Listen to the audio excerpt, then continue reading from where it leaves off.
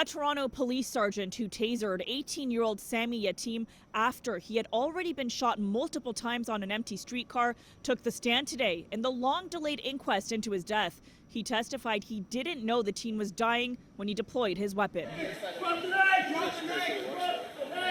By the time Sergeant Dusan Pravika arrived at the scene in July 2013, Yatim had already been shot 8 times by then Constable James Forcillo for brandishing a knife and refusing to drop it. As Yatim lay dying on the empty streetcar, Pravika discharged his taser.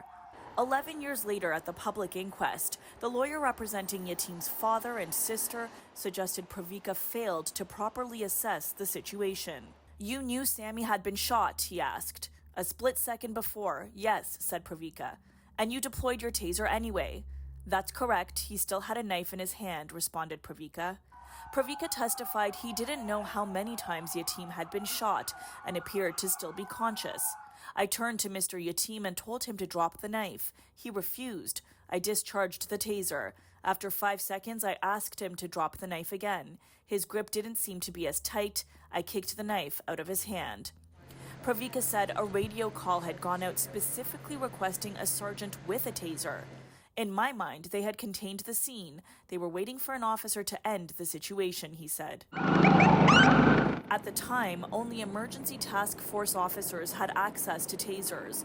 That changed as a result of the incident. All frontline constables can now carry one. Pravika was asked if training covered using a taser after someone had already been shot. "Nothing says I can't use a taser before or after the fact," said Pravika.